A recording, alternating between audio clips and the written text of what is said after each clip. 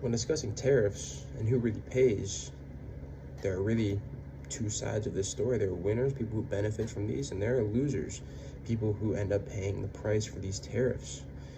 A great recent example is the tariffs imposed on China by the United States.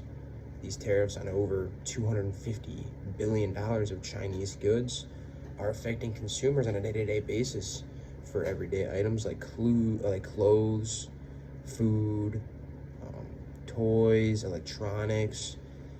These people are paying more. So while people who are benefiting from this, that being domestic companies, are actually turning profit in a short term because of this, because more production is being sourced locally in the United States, they're benefiting, but the consumers are still paying more price for this because domestic products tend to be a little more expensive than those imported by other countries. Specifically, businesses like the United States steel and aluminum producers are actually seeing a very good short-term benefit from these tariffs, along with other businesses, but specifically this branch is seeing a benefit because they're being sourced now.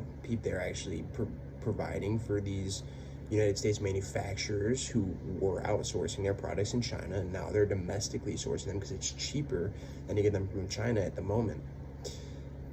Now, an example of a business that was hit hard is the farmers. They're hit hard by Chinese retaliation.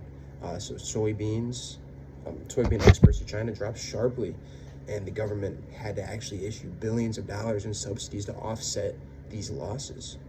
So while some businesses profited, others did not. Now, what does this mean globally? Now, talks of a trade war. Trade war's been going on. Talks of a trade war coming out of this tariff policy that was enforced.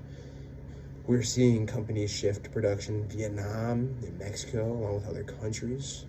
And the United States and China relationship has become more strained as these have gone on. Finally, how do these affect small local towns like where I'm from, Sosky, Michigan? Well, we're seeing the cost of living going up ever so slightly because of goods and services that are coming from China.